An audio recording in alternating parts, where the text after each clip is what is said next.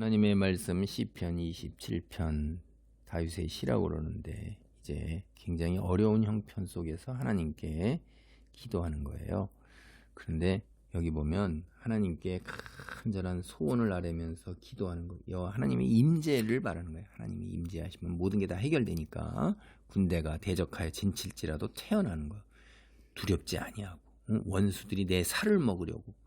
근데 그런데 시선이 꽂히지 않는 거죠. 그거는 하나님과의 관계 회복에서 하나님이 나와 함께 하시는 다 해결되는 거니까 그걸 그러는데 이 4절을 보면 내가 여호와께 바라는 한 가지 일 그것을 구하리니 곧 내가 내 평생에 여호와의 집에 살면서 여호와의 아름다움을 바라보며 그의 성전에서 사모하는 그것이라. 여기 보면 내 평생에 여호와의 집에 살면서 이런 거는 우리가 다른 것에도 나오죠. 시편 23편에도 내 평생의 주의 선하심과 인자심이 정령 나를 따르리니 내가 여호와의 집에 영원히 살리로다. 그러니까 이 다윗은 여호와의 집에 영원히 사는 것, 결국 그 여호와의 집에 영원히 사는 건 성전에 있는 걸 얘기하는 건데 이제 구약 시대에는 이 여호와의 집, 오늘 신약 시대에는 천국이라는 걸 다 알아요. 이거 상징, 하나님의 집, 천국에. 근데 그때는 이제 그런 개념이 없었는데 성전에서 예루살렘 성전이 있으니까 이제 이때 이런 거 그런 거 같은 거 한번 생각을 해보세요. 성전에서 예배하는 것 이상 없다는 걸 생각하는 거예요. 이게 그러니까 이 평생에 바라는 자기가 그런 것들 이거 기가 막힌 거죠. 이게 그냥 지금 굉장히 혹독한 시련을 겪는 거예요. 내 살을 먹으려고 원수들이 오는 거예요. 야, 이 표현이 참 무서운 거죠. 그러니까 얼마나 혹독한 시련이에요. 근데도 문제를 해결해 주시옵소서, 이 원수를 갖다 물리쳐 주시옵소서 하는 게 아니라 하나님의 집에 머물면서 여호와의 아름다운 보기를 굉장히 사모했다 하는 거예요. 여러분, 이 세상에 간절히 바라는 게 여호와의 집에 영원히 사는 거다 하는 게, 하나님에서 예배하는 게 이게 세상에서 누리는 가장 큰 복이요 특권이라고 생각하는 거예요. 그러니까 여기 내가 여호와께 바라는 한 가지 일, 이 말이, 이 표현이 정말로 굉장히 독특한 표현인 거예요. 이게 여러분, 내 평생의 소원이 하나 있다. 내가 꼭 딱 한 가지 소원이 있는데 그건 하나님 집에 살면서 여호와의 아름다움을 바라보는 거다라는 거예요. 이게 이제 믿음의 한 우리가 본질의 하나인데, 우리가 그 믿음이라는 것이 그냥 하나님을 막연히 믿는다, 추상적이고 관념적인 경우가 굉장히 많은데, 이렇게 아주 구체적으로 이렇게 나올 때 여기 보면 하나님을 갈망하는 마음, 하나님의 임재, 하나님과 동행하는 것, 하나님과 함께 거하는 것, 이거 그냥 그거 하나가 세상의 그 모든 다른 모든 것보다도 오로지 그것이 제일이고 우선이라는 거죠. 그래서 내가 처한 지금 굉장한 염려, 불안, 두려움, 고통, 시련, 환난, 이런 거, 그런 생각이 나를 갖다 엄습하지 못하고 그런 게 더 나를 휩싸고 있지 않는 거예요. 뭐가 먼저 있어요? 하나님과 함께 했으면 하는 그런 간절한 소망, 이런 게 이제 믿음의 한 표현이라는 거죠. 당장 나를 둘러싸고 있는 현실적인 문제, 그런 거보다도 이 하나님과 함께하는 것, 하나님의 임재, 이게 이제 굉장히 큰 거예요. 이제 주님의 아름다움이다 하는 이 말이 굉장히 어려운 표현인데, 하나님의 아름다움이라는 것은 하나님께서 행하시는 모든 일들, 그런 것들이 이제 하나님의 아름다움이죠. 그렇게 우리가 이야기를 하는 거지, 뭐 우상과 같이 외모의 아름다움, 하나님의 뭐 엄청나게 뛰어나게 그런 아름다움, 이런 거 그런 표현은 아니에요. 이게 하나님이 행하시는 모든 건, 하나님은 선하시며 의로우시며 공의로우신 분이니까 그 행하는 모든 일들이 다 참 아름답다. 저 행동을 봐라, 저 참 아름다운 행동이 아닌가, 우리가 그런 얘기 많이 하잖아요. 사람다운 행동을 할 때 참 아름답다 이렇게. 근데 성전에 거하면서 예배하면서 하나님이 하신 이 놀라운 일들을 묵상하고 앞으로 또 하나님께서 행하실 그 아름다운 일들을 바라보기를 원하는 거예요. 이게 이제 이 다윗이 바라는 거죠.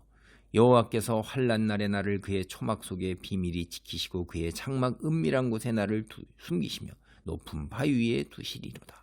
성경을 조금 아는 사람은 벌써 초막, 장막하면 뭘 생각나요? 출애굽기 생각나는 거예요. 광야가 생각나는 거예요. 그러니까 이게 이제 바로 이런 데서 이제 그 말씀으로서 오는 은혜의 깊이가 굉장히 다를 수 있고 양파 껍질처럼 층이 다를 수 있다는 게 제가 성경을 많이 읽으면서 이런 것들이 있으면 이렇게 깔려 있는 낱말 속에서 그런 것들을 느끼는 것입니다. 성전은 사람이 볼 수 있는 하나님 임재의 상징이었어요. 구약 시대에. 그게 성전이 하나님 임재하시는 곳. 그래서 사람들은 다 그렇게 생각을 했고 그래서 항상 성전을 향해서 하나님의 임재 그걸 머릿속에다가 생각하면서 그 방향으로 그리고 예루살렘 성전을 사모하면서 구약 시대에 이스라엘 사람들이 살아갔어요. 그리고 성전 건물이 하나님의 그 행하시는 모든 아름다움을 가장 극적으로 표현한 거예요. 그 건물 자체가. 그래서 그 건물을 바라볼 때 하나님의 행하시는 모든 일의 아름다움, 선함 이걸 생각할 수 있는 거예요. 상징이니까. 그래서 하나님의 임재를 실컷 마음껏 즐기고 싶다는 그 갈망이 있는데 이게 다른 거 아니라 오로지 그거 하나만 바라보고 산다면 세상에 아무 걸 바라지 않는 거예요. 오로지 여호와 하나님과 함께 동행하고 하나님과 함께 하는 것만을 즐기고 추구할 때 이게 신앙의 경지예요. 또 다른 경지. 그러니까 내 문제를 해결해 주시옵소서. 맨 우리 참 기가 막힌 신앙의 수준이 영유아 수준에서 신앙의 그 조숙이라고 그럴까? 그 다음에 더 이상 성장하지 못한 큰 질병에 걸려서 기복신앙에 머물고 무당처럼 맨 올라가서 40일 금식 기도한 거 내세우고 10번 했어요. 20번 했어요. 하나님이 이렇게 하셨어요. 그래서 어쩌단 말이에요. 지금 당신의 상황이 세상의 것을 다 내려놓고 오로지 하나님 바라보면서 그 속에서 기쁨과 즐거움을 누리면서 합니까? 아니면 여전히 그래서 통장 있는 거 자랑하고 집 있는 거 자랑하고 자녀 잘 된 거 자랑하고 그거 붙들고 기도하고 있습니까? 이게 세상의 것 다 그냥 눈에 꽂히고 세상의 것 바라보고 지금 자기 둘러싸인 환난 그 속에서 울부짖고 살아가고 그거 해결하기 위해서 살아가는 게 그게 믿음이 틀린 건 아닌데요.